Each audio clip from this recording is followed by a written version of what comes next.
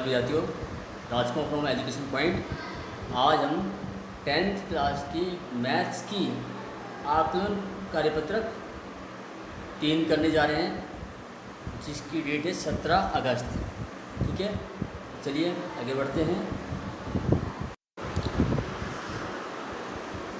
इस कार्यपत्रक में 10 प्रश्न है और ये कार्यपत्रक 10 अंक का है। ठीक है, और हर प्रश्न के अंक जो है उसके सामने दिए गए हैं।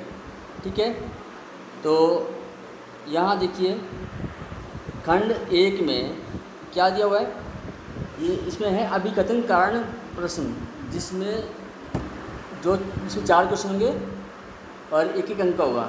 ठीक है, पहला क्वेश्चन है क्या है, प्रश्न संख्या 1 से 4 में एक अभिकथन ए तथा दूसरा कारण आर है। इन प्रश्नों के सही उत्तर चयन नीचे दिए गए हैं। नीचे दिए गए विकल्प ए, बी, सी और डी से कीजिए तथा प्रश्न में सही विकल्प को छायांकित कीजिए। सिंपल सी बात, ये ऑप्शन दिए हुए हैं इसमें ए, बी, सी, डी। पहला ऑप्शन है ए और आर दोनों सही तथा आर ए की सही व्याख्या है।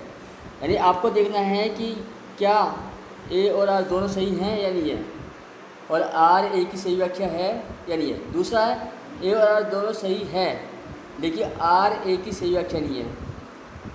ठीक है, ए सत्य है परंतु आर असत्य है।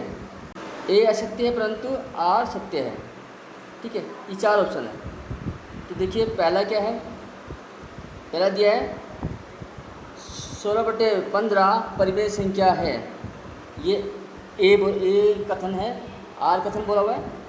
क्या बोला है, 16/15 के हर का एक अभाज्य गुणनखंड 3 है। देखिए ये वैसे तो दोनों ही कथन सत्य हैं, ए और आर, लेकिन आर जो है, जिस आर में जो बोला है कि क्या बोला है कि 3 गुणनखंड है 15 का अभाज्य का, तो ये इसकी सही व्याख्या नहीं करता, तो इसलिए इसका बी ऑप्शन जो है वो सत्य है। ठीक है, आप इसे डार्क कर देना इस टाइप से, इसको सेट कर देना। मैं यहाँ पे मैं टिक करूँगा, आप समझ जाना। ठीक है, तो बी ऑप्शन करेक्ट है। अगला देखिए, x² - 4 एक रैखिक समीकरण है। दूसरा बोला आर बोला है 2 बहुपद x² - 4 का एक शून्य के। ओके, दोनों सत्य हैं। ठीक है, और ये इसका ऑप्शन करेक्ट ए होना चाहिए, क्योंकि आर जो इसका सही व्याख्या भी कर रहा है। ठीक है, चलिए आगे बढ़ते हैं।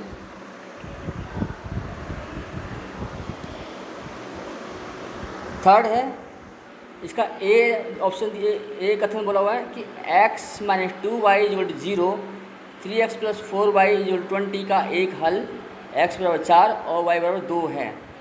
ठीक है, आर कथन दिया है x = 4 और एंड y = 2 दोनों समीकरणों को संतुष्ट करता है। जी बिल्कुल करेक्ट है, तो ऑप्शन ए होगा इसका, क्योंकि अगर इनका दोनों का सॉल्यूशन 4 और 2 है तो संतुष्ट करेंगे। ठीक है, तो चौथा क्वेश्चन देखिए, HCF 132 60 = दे रखा है 12। LCM ऑफ 132 और 60 दिया है 660। आर कथन है दो धनात्मक पूर्णांकों a एंड b के लिए HCF AB = LCM of AB = a + b। देखिए यहाँ पहला ए कथन तो सत्य है, लेकिन जो आर कथन जो है वो असत्य है, और ऐसी कंडीशन में आपको पता ही है ऑप्शन सी था, सी, कि ए सत्य है परंतु आर असत्य है। तो इसका मतलब इसमें ऑप्शन सी जो है वो करेक्ट है। ठीक है, चलिए आगे बढ़ते हैं।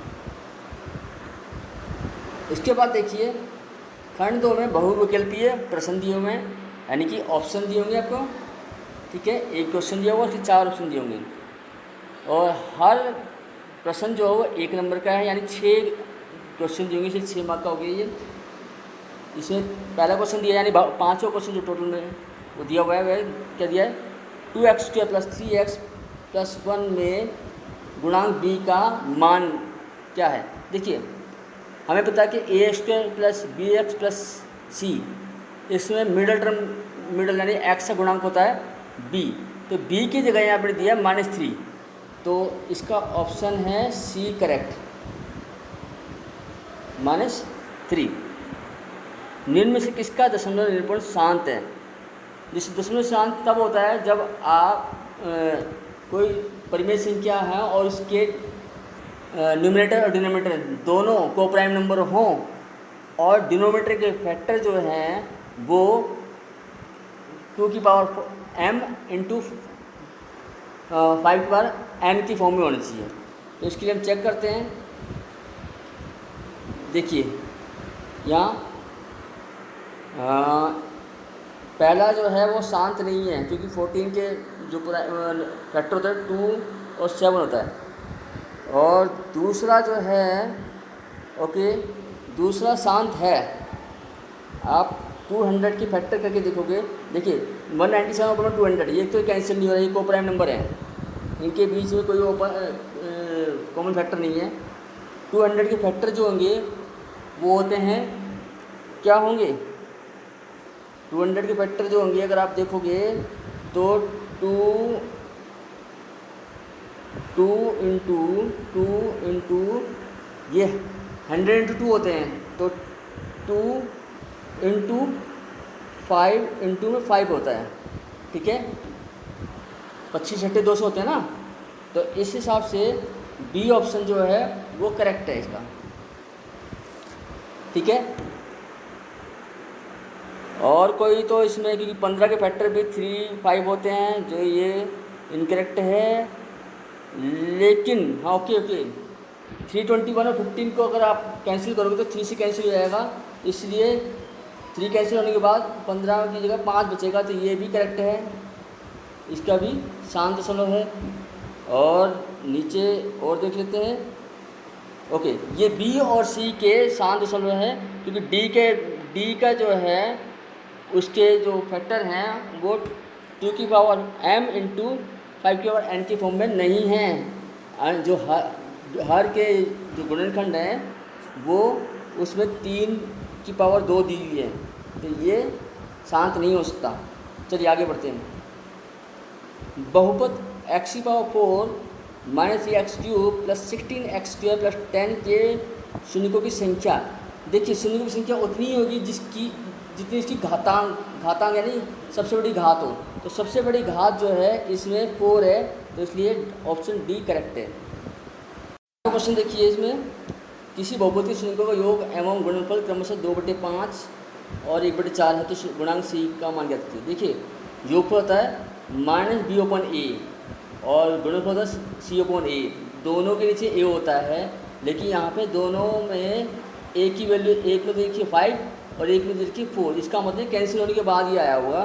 तो इसलिए पहले तो हम इसको इनके डिनोमिनेटर को इक्वल करते हैं, तो दोनों में ऐसे होगा 20 आएगा, तो 2/5 की मतलब हो गया 4 से मल्टीप्लाई करने में ये हो जाएगा 8/20, लेकिन हमें c मिलेगा किस में 1/4 में, जो तो 1/4 को अगर हम 5 से मल्टीप्लाई करते हैं ऊपर नीचे न्यूमरेटर हंस और हर को दोनों को, तो क्या आएगा 5/20, तो c जो है वो क्या है 5 है, ठीक है, क्योंकि 5/20 जो आएगा वो आएगा तुम्हारा गुणनफल कैंसिल होने से पहले, तो c का मान उसमें 5 आ जाएगा।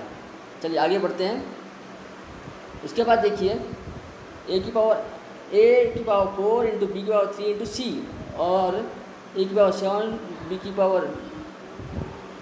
पावर है 2 c की पावर 3 का HCF में कॉमन नंबर लेते हैं, और कॉमन में भी जो शॉर्टेस्ट पावर है वो लेंगे, तो a की पावर 4 लेंगे, a की पावर 4 हाँ ठीक है, और b की पावर लेंगे हम 2 और c की पावर लेंगे, यानी कि इसमें मिल जाएगा आपको ऑप्शन ए करेक्ट है, ठीक है। चलिए आगे बढ़ते हैं। क्वेश्चन नंबर 10 कहा है कि यदि बहुपद के x square minus 11x plus 30 के शून्यों का गुणनफल 2 हैं, तो के का मान ज्ञात कीजिए। शून्य का गुणनफल दिया है 2, गुणनफल क्या होता है c अपॉन ए, तो c अपॉन ए दिया है तुम्हें 2 दिया है, c हमारे पास क्या है यहाँ पे 30, ठीक है, और अपॉन में के इक्वल टू में 2 दिया हुआ है। इसका मतलब क्या होगा, तो 2k बराबर 30 हो जाएगा, ठीक है, तो k बराबर क्या हो गया 15, ठीक है। लेकिन यहाँ पे 15 दिया नहीं है और बाय मिस्टेक यहाँ पे -15 दिया हुआ है, तो करेक्ट जो है वो होनी चाहिए 15। ऑप्शन सी जो है उसमें 15 नहीं होनी चाहिए, होनी चाहिए -15 नहीं होनी चाहिए, 15 होनी चाहिए, प्लस में धनात्मक 15 होनी चाहिए आंसर, ठीक है।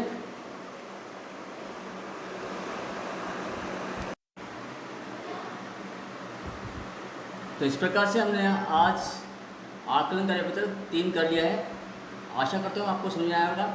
यदि आपको वीडियो समझ में आई तो इसे लाइक कीजिए, कमेंट्स कीजिए और अपने दोस्तों को भी शेयर कीजिए ताकि इसका फ़ायदा उसको उन लोगों को भी मिल सके। धन्यवाद।